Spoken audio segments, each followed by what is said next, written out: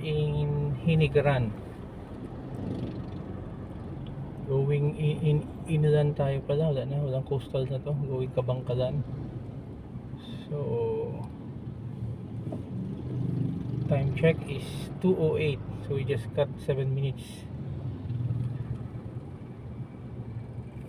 There's Pure Gold here.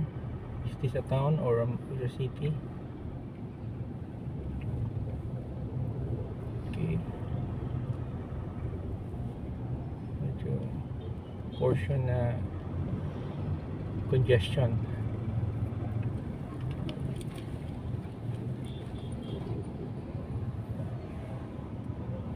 Medyo progressive na rin na town to.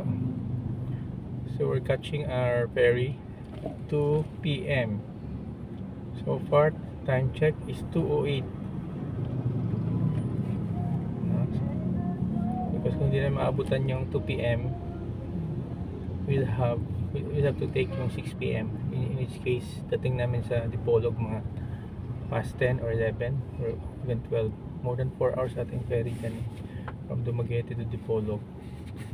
So on top of ahead of us is a Ford Expedition Limited. Haciendero talaga itong mga Negros. Bihira ang magitong sakyan, no? Makita mo. So either Haciendero to or a politician. Yan, kaya ito. Or taga DPWH.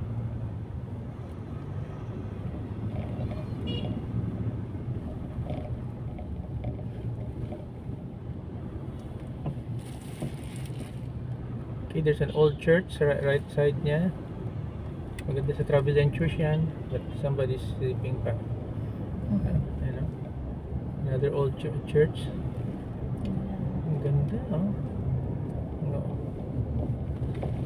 Known din yung Negros sa mga old churches, no? Old settlement kasi these are areas na conquered by the Spaniards together with Cebu, no? Iloilo, Negros.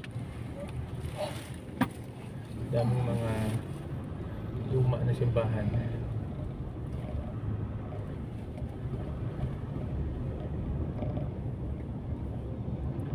Okay, we're going out again.